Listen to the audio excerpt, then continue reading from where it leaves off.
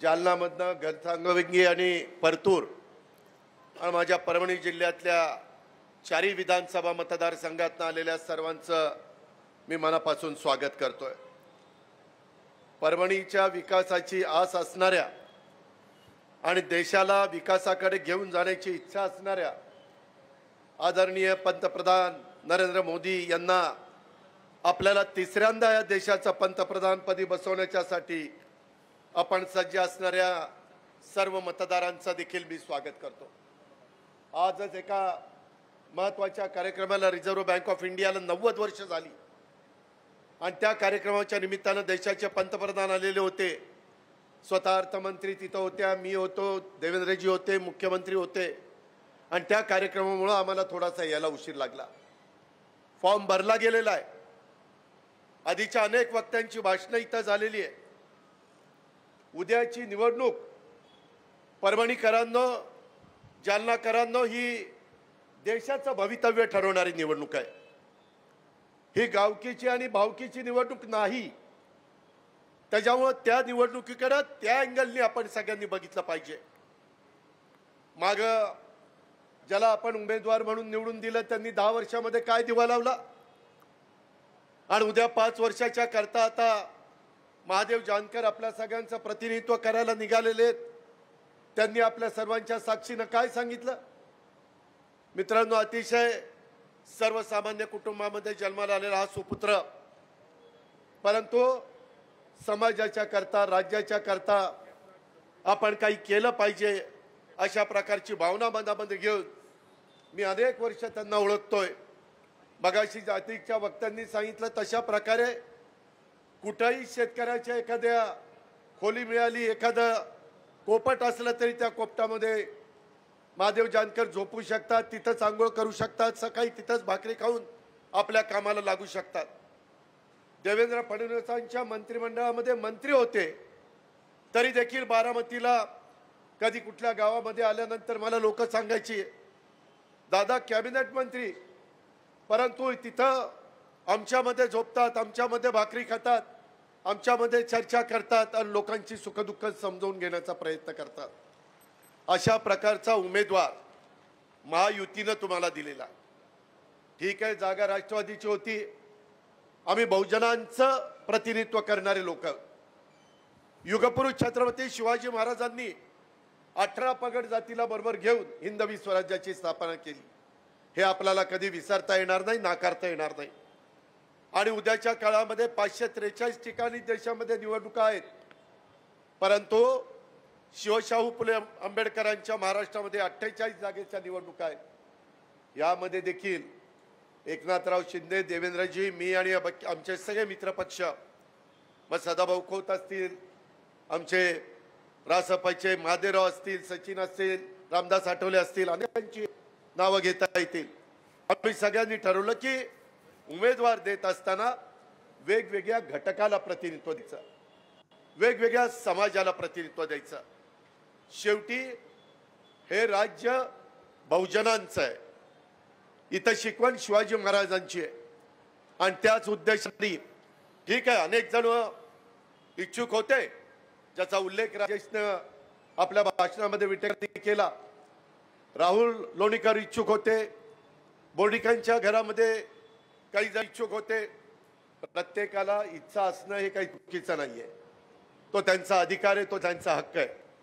परंतु एकदा वरिष्ठांनी, एकदा युतीच्या मान्यवरांनी घेतलेला निर्णय शिरसावंत म्हणून सगळ्यांनी आज जी उपस्थिती दाखवली त्याबद्दल मी सर्वांना मनापासून धन्यवाद देतो, मनापासून आभार मानतो।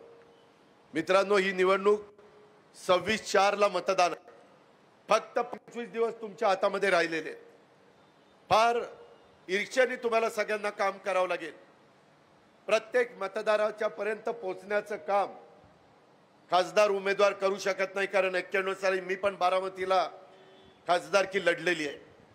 त्याच्यामुळं बऱ्याचदा आपल्या भाजप, शिवसेना आणि राष्ट्रवादी काँग्रेस आणि आपले मित्रपक्ष या सगळ्या कार्यकर्त्यांना ही निवडणूक स्वतःची समजून लढवावी लागणार आहे। तुम्ही विकासाच्या बद्दल काळजी करू नका। आता हेलिकॉप्टरमधून उतरलो आणि येताना मी देवेंद्रजी महादेव जानकर आणि बबनराव लोणीकर गाडीत बसलो होतो. बसल्या बसल्या आम्हाला दोघांना सांगत होते की ह्या शहरामधले रस्ते खराब आहेत, इथं निधी दिला पाहिजे.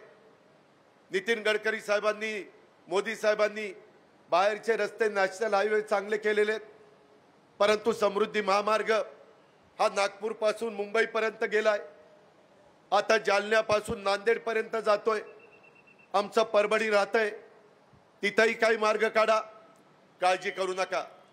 तुम्ही उद्याच्या 26 तारखेला अजूनही त्यांना चिन्ह मिळालं नाही, चिन्ह मागितलेलं आहे, परंतु कुठलं चिन्ह मिळेल ते चिन्ह मिळाल्यानंतर त्या चिन्हाचं शेजारचं बटन दाबण्याचं काम आपण सगळ्यांनी करा. महादेवरावांना प्रचंड मताधिक्याने मोदी साहेबांना तिसऱ्यांदा पंतप्रधान करण्याच्या करता पाठवा.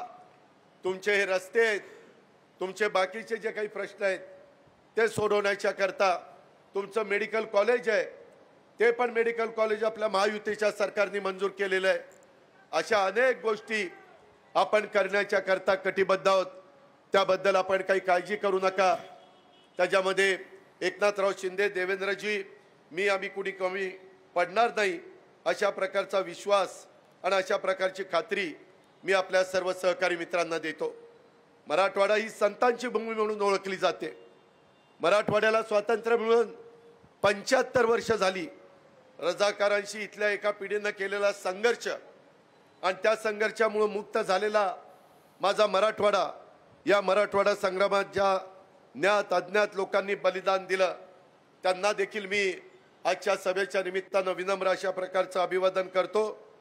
आज आम्ही उमेदवार जो काही दिलेला आहे, माझी तुम्हाला सगळ्यांना सांगणं आहे की त्यांनी आपली एक वेगळी ओळख ही महादेव जानकरांनी निर्माण केलेली आहे.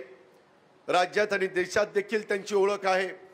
गुजरात, कर्नाटक अशा राज्यात स्थानिक स्वराज्य संस्थांच्या निवडणुकांमध्ये त्यांच्या रासपानं स्थान निर्माण केलेलं आहे आणि ते सर्वसामान्य समाजातल्या शेवटच्या घटकाला न्याय मिळवून देणारं अशा प्रकारचं महादेवरावांचं नेतृत्व आहे. अत्यंत साधी राणी आणि उच्च विचारसरणी अशा स्वभावाचा हा लोकनेता आज परभणीकरांच्या सेवेसाठी लोकसभेमध्ये पाठवणं आवश्यक आहे. बहुजन समाजाला सोबत घेऊन जाण्याची आमची सर्व महायुतीची भूमिका ही पण आपण सगळ्यांनी लक्षामध्ये घेतली पाहिजे. राजकारणामध्ये चांगले सहकारी जोडणं हे देखील स्वर्गीय यशवंतराव चव्हाण साहेबांनी आपल्याला शिकवलेलं आहे आणि त्यांची शिकवण आम्ही सगळ्यांनी अवलंबलेली आहे. आम्ही चांगले चांगले लोक जोडत गेलेलो आहे. आज जानकर साहेब, आमचे सदाभाऊ खोत, सचिन, रामदास आठवले हे सगळेजण महायुतीच्या सोबत आहेत आणि परभणीचे उमेदवार म्हणून जानकर साहेब एक सामाजिक न्याय आणि विकासाचं विजन असलेले नेते आहेत. अत्यंत प्रतिकूल परिस्थितीमध्ये त्यांनी नामांकित अशा शिक्षण संस्थेतनं इंजिनिअरिंगचं शिक्षण घेतलेलं आहे. शेवटी शिक्षण कधी वाया जात नाही. आपले प्रश्न त्या पार्लमेंटमध्ये अशीच अतिशय तडफेने मांडण्याच्या करता तिथं योग्य अशा प्रकारची भूमिका महादेव जानकर साहेब बजावल्याशिवाय राहणार नाही.